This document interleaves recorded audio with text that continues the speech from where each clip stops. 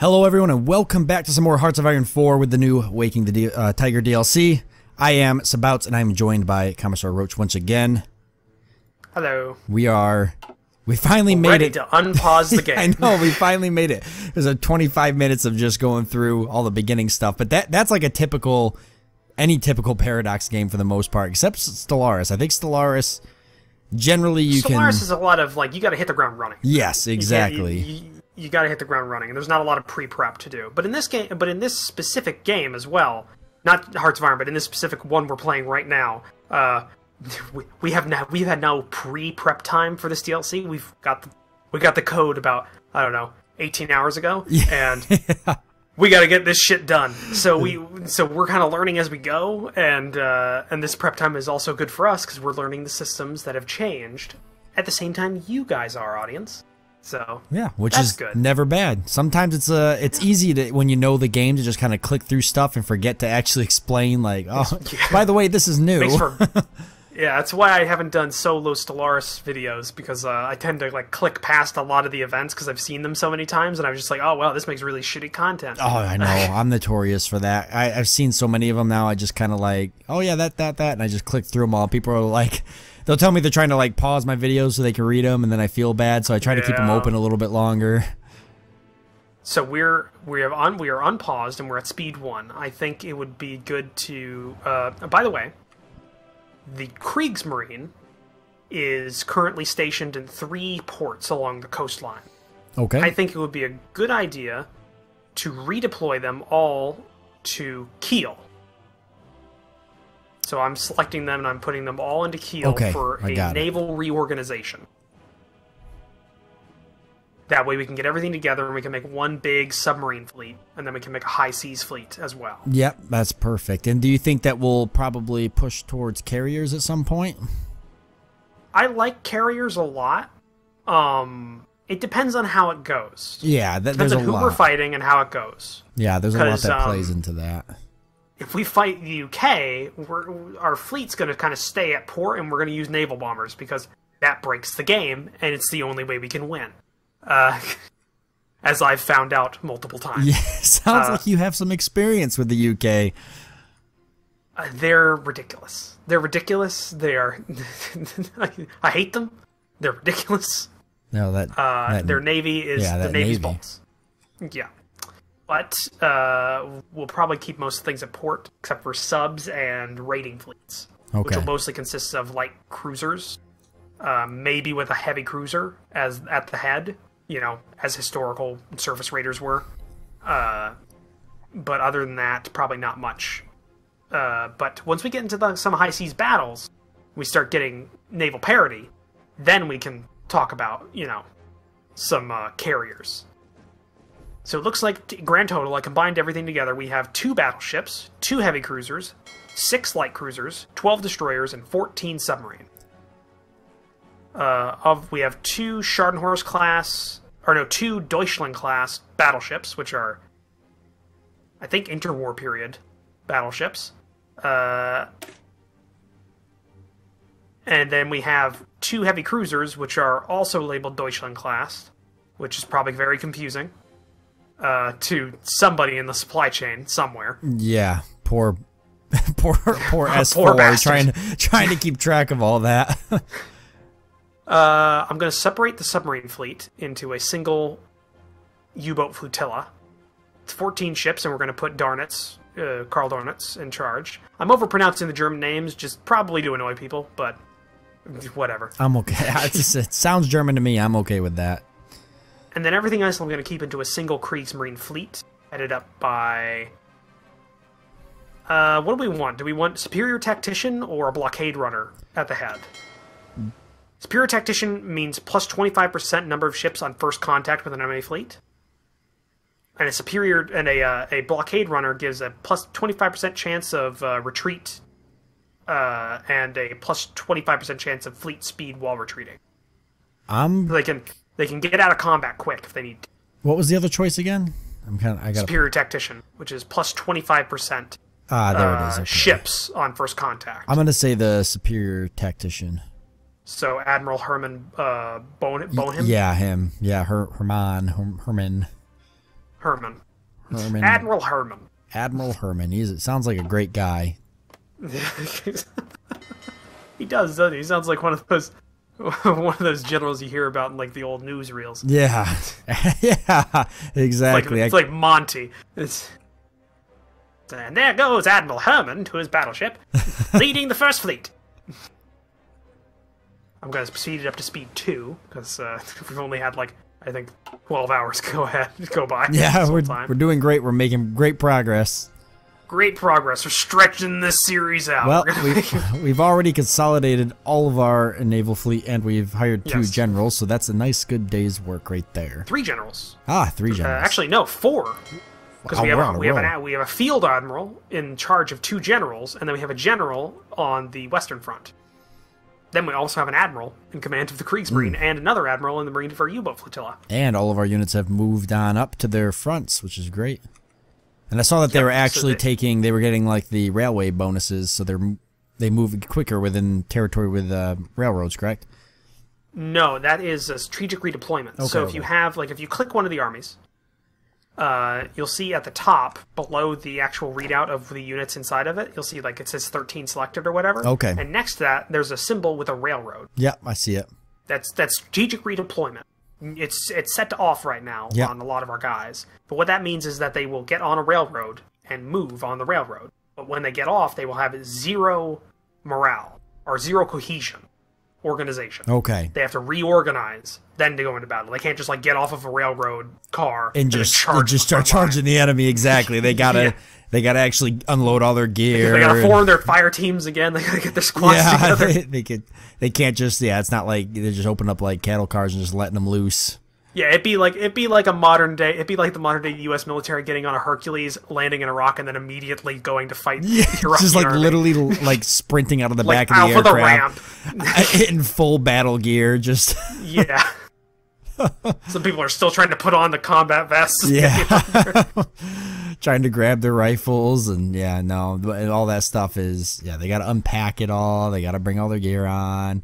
Not to mention the amount of gear you get issued. They got like 6 sea bags. Where's your MOPP suit? That's also woodland camouflage. Don't even know. My uncle was in Desert Storm, and he was a tanker. He was in an Abrams. Yeah. And he went through that, and he said he heard the stories from the ground pounders, and he said from my perspective it was fine. It was great. It was a great time out. Those guys fucking hated it. He was in his Abrams. That's funny. He rode through Iraq at at whatever speed on the highways. Yeah. That's funny. Yeah, I always said if you're always miserable, just imagine it could be much worse if you were doing it in MOPP Gear. So whatever you're doing, if you're unhappy doing it, it could be worse. You could be doing yourself in a suit of rubber and charcoal. Yeah, you could be doing it in MOPP Gear. Full gas mask on, you can barely breathe. You're like, I'm pretty sure. You got those rubber gloves that you can't feel anything with, and you're expected to maneuver to actually fucking use your weapon with those things on. When I actually worked on aircraft, we'd have to occasionally have MOPP drills where we'd have to wear our full MOPP. We'd have to wear our full MOPP suit and gas mask. How do you use a screwdriver? Do you just do the thing where you just like put it between your 2 palms and twist? Pretty much. Like the funny part was like trying to thread like a nut on a bolt or something. You got these like massive gloves on. You've got your gas mask on. It's fogging up. You can't see. Is filling up with like beads of sweat. You're trying to like put this tiny 3/8 See, at that point, I'd just be like, good enough for me. It works. Oh, have a safe flight, sir. Don't worry, that engine's in there nice and tight. I think. Maybe. Installed it in full MOPP Gear. Nothing could go wrong. Good. Probably go up to it and shake the damn thing like a bad engine in a car or something. Got a pair of gloves on that you could fit like 6 pairs of hands in. It's like all this flopping around everywhere. It's one size fit all, isn't it? Like those things? Pretty much all of it. They don't have multiple sizes for those. I think the MOPP Gear is. I think it is. They have like large and large and small. I know they got different sizes for the gas mask for sure. Well, definitely. Yeah. I mean, So. You go to put it on, it like barely fits your face. It's like flopping off. Then again, I could see it happening. That's the problem. We couldn't afford any better gas masks. You're gonna have to. We got a one size fits all. What do you expect? It was the lowest bidder. Yeah, it's made out of just. It's got an elastic band secures to your face. Oh my god. I always hated wearing my gas mask. Like it's so funny because we'd have to the like American gas mask is always it's that weird one too. It's not like it's not like the Israeli one, which is like a form-fitting one, and then like the Israelis have those. Yeah, I mean we've got they have I'm thinking the Russian one's got the internal filters. Yes, like all the filters are on the inside. Ours are external. It's molded, but that's technically so we can change them out too because you can pop one filter off. It's got two filters, so you can pop one off and still breathe. I was gonna say, hold your breath. Yeah, so you can pop one filter off and still breathe out of one filter, and then swap it, and then pop the other filter off and then swap it. It's got these. As soon as you pop the filter off, it's got like a release that suctions in and prevents things from getting inside the gas mask. But we always had to, like, when we went into the gas chamber, we always had to break the seal and let the tear gas get inside, the CS gas get inside of our masks, and then we had to clear them. I'm gonna tell you what, if you ever have to clear a gas mask, you're gonna die. You're just gonna die. There's no possible way of doing that calmly. They're like, yeah, if you just calmly clear your gas mask, you know, and just get all the poisons out of there that are melting your face. It's like the people that say, like, yeah, you can definitely do surgery on yourself. You just got to keep calm and ignore every instinct in your body. Just ignore it all. Yeah, you break the seal, you hold your breath. You're like, yeah, I don't know, like I never could get my gas mask to clear. I mean, I could clear it, but it's just. I mean, if the gas is in your eyes and your nose, I mean, you could clear a gas mask. That's just CS gas. Yeah. Imagine if it was something actually bad, like nerve mustard gas. Just clear. If that happens, you're just like, well, fuck it, I'm just gonna die. I'm just gonna die, but I'm gonna be comfortable while I do it. You'll be fine, even though the mustard gas is already seeped into your eyelids. Just clear your mask. God. Your face is like melting off, but hey, at least your gas mask is cleared out. You're good to go. Yeah, at least you look good for the pictures. Yeah. So we haven't had any research done yet. No, well, I mean, it's only been, I think, a month. It's only been 33 days. Electronic engineering. Yeah, the closest will be electronic, because that was 98 days or 99 days, so that'll be the nearest. And then I think the thing we should focus on after that is there's a bit of artillery research that doesn't replace our artillery pieces, but upgrades the current ones we have. Yeah, without replacing them, which is great. Useful. Yeah, because I think right now we're using what the hell are we using? We're using 10.5 centimeter towed artillery pieces that look like they're from the First World War. Yeah, they look just a little outdated. Just a little bit. They're just a little. Oh yeah, look at that. Looks like they've got those wheels that are obviously from like when horses were used to carry them. I was just gonna say they look like they were made for horses to tow them around. They don't even look like they're made to hook onto the back of Jeeps or anything or many motorized vehicles. They're just. Yeah, it's definitely that look. The spoked wheel design. Oh, and we have one of the new pop-ups. We haven't covered this yet. Oh, but we can click this. Decisions available. This is a new tab, everybody. And I know it's probably been for the last 2 episodes people have been yelling, what's the new tab look like? This is what it looks like. It's basically events and decisions. So recent events will pop up here, as well as decisions we have available. So we have the ability to like promises of peace, which costs us 50 political power. But it increases our weekly stability, but decreases war support. Oh. So that'd be something interesting to take if you're going to go with, like, maybe a democratic. Yeah, it would be good. Or, actually, instead, because stability is very good. Stability gives you things like extra output for your factories. So if you're in the build-up period, it's good to do that. This would be useful. This would be useful for that. We also have a couple others, like anti-democratic raids. So we raid against democratic parties, and that decreases their support and increases our stability. But it per week for 120 days. But we get a base negative 10% stability. So it equals out in the end, but you have like in the immediate, it decreases your stability, which decreases your factory output. But if you have like democratic parties and you won't want to be a democracy and they're starting to gain power, you can push them back. You can repress them. Same thing with communists and fascists as well, but that's not here because we're currently fascists. And you also ban the parties as well, which is basically the same thing. It's just, you know, more of it. And there's also press censorship, which basically it decreases all of the support for the other parties and increases your support. But it's very expensive to do. Yeah, I see that. And then at the bottom is something for Germany. These are MEFO bills. I don't know how to pronounce that, if it has if it's a pronounceable acronym or not. But these are essentially things that allow Germany to do the build-up in the interwar period before the war started without the other countries figuring it out. But essentially what it gives to us here is it decreases our consumer good factory needs, so things like building toasters and canned goods and things for the civilian market is decreased by 20%, which is a huge deal. And we can keep extending these indefinitely, but the problem is the more we extend them, the worse the payment we have to give is when we finally don't renew it. So right now, if we don't renew it, it only costs us 20 political power. But we could extend it, and like if we extend it, like let's say 7 or 8 times, it could get up to, let's say, 80 political power if we don't extend it. So it's like it's a risk or reward. It's basically the longer you can keep it going for, the better. The less you'll have, the less factories will have to be dedicated to the civilian sector. But you'll be paying more in later on.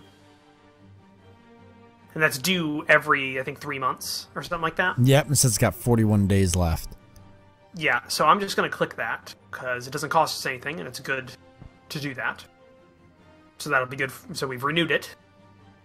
And I say we hold off on doing any of the political actions right now, because we can use the political power to buy ourselves a advisor or something else for our nation. Yes, I agree with that. So we'll hold off on that, and I think we're going to go up to speed 3, because nothing's really happening, and we'll just keep going. That's pretty typical, too, of, you know, the Hearts of Iron 4 in general in the early game, right? Just a lot of build-up. It's a lot of build-up. I mean, you can... I mean, I've seen some people... I think Benjamin Magnus, I think one of his first Let's Plays, or one of his first playthroughs as Germany in this game, he went to war with France when he remilitarized the Rhineland and took it over in 1946. Oh, no way. So he beat France in 1946. Wow. Yeah. So, I mean, that happened. That was the early first build of the game. I don't think... Because I think France wasn't occupying the Maginot Line, and he just walked through it. Oh, wow. Good old France. Yeah, good old France. Let's see here. What else is... so we know the stability, so that's in the top left. So we have 84% stability, providing a 13.6% increase to our factory and dockyard output, which is good. That's a lot. But next to that, we only have a 30% war support, so only 30% of our nation would support a war. But that's not a big deal, because, I mean, we're not planning on going to war anytime soon. Yeah, we still got a little ways away. Yeah, we still have 1.2 million men that we can recruit, so we're not in danger of losing any of those. We have plenty of convoys, and we have a decent amount of factories. And also, this is where the red phone is the command power. We're getting a certain amount of that per day. I think we're getting 0.37 a day. 0.37. And that is affected. We would usually get 0.6, but again, we only have 30% war support. So that's negative. That's giving us a negative modifier to how much we're getting per day. And that can be used, that can be spent on things like getting traits for general. Because I think right now... who is it? Right now, the field marshal in charge of the... Ooh, our focus is done. Nice.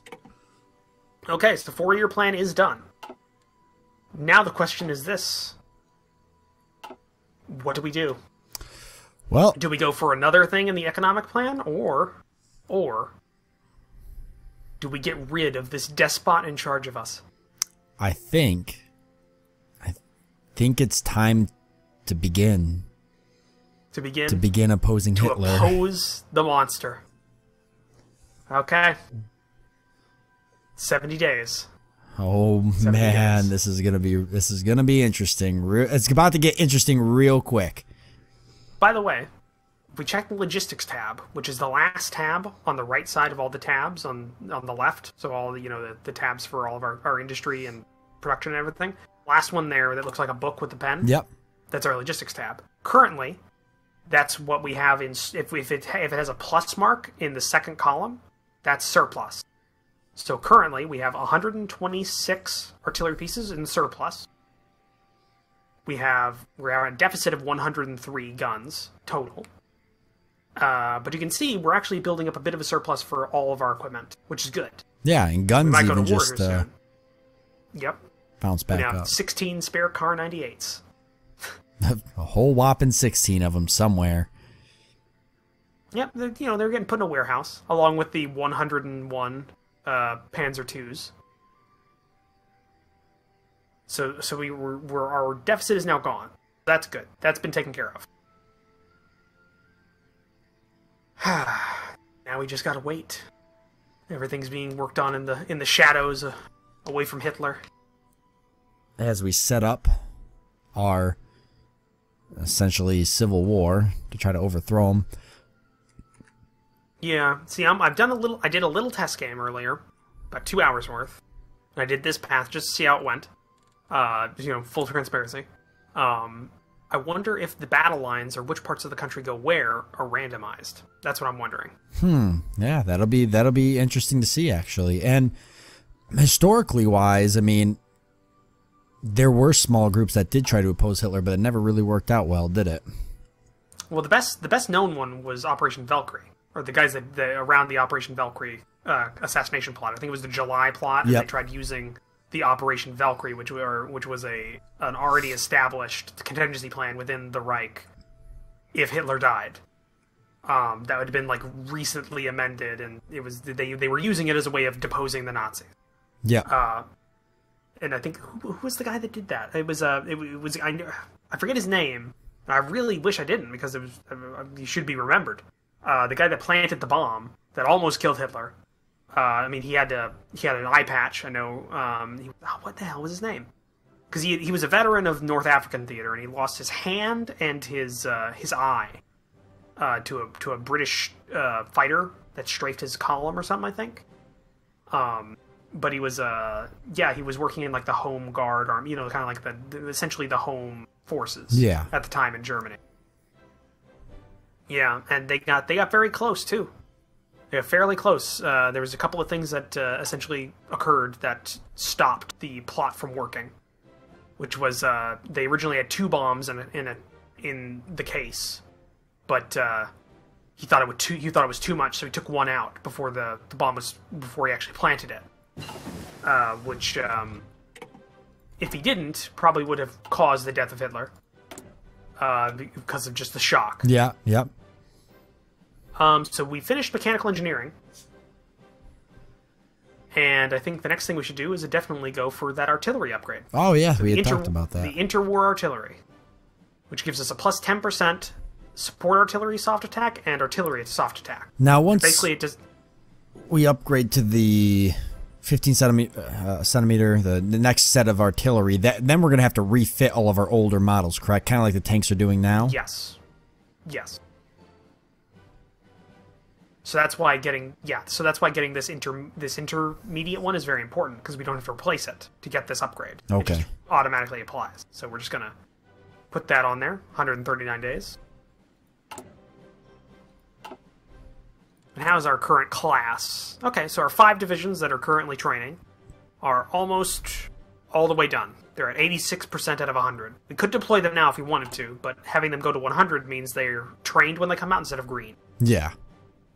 Yeah, they just get basically a little bit more experience, right? Yeah, it's essentially like it's the difference between, if somebody finishes basic training or is pushed out before basic training. Yep. And we have the option of modifying our government now. So we have a lot of options in this tab, including changing our conscription law. But I think we should go for political advisor, which is the one that looks like, a state building, top row. Yep. And we got him through the last tech. That's Heislem Schmidt. Oh my god, I can't. Hajmar. I don't know. I'm not going to try. Hajalamar? I don't know. Captain of Industry Shite. is... He gives us, if you hover a mouse over it, plus 10% construction speed on civilian factories, infrastructure, and refineries. Yeah, that's awesome. Huge. We're going to pick that. And that's why you wanted to wait, right, and save up some of our political power? Mm-hmm. Because right now, none of the political parties are gaining any power. Yep. They're set at where they are. They're not gaining anything. So it doesn't matter if we suppressed any of them. And we don't really need any more stability. We're already getting a bonus with what we currently have. So it made sense just to save it up and get something that was useful. This captain of industry that we got in the focus that we took. But looking at the time, that is the end of this episode. That is. We actually, though, had a little bit going on this time. We're opposing Hitler. It's official. We're almost there, too. So next episode. Next episode is going to be the Civil War. That's going to be the big one. It's going to make or break us. But yeah, I want to thank everybody who joined us for this one. Next one's going to definitely be an exciting one, so you're not going to want to miss that one. I haven't even seen the Civil War, how it actually works for Germany. You said you have, but you're kind of curious whether or not it's randomized on how they actually break up the borders, so this is going to be interesting. We'll see. I want to thank you all for joining us. I hope that you guys enjoyed it, and we look forward to seeing you in the next one.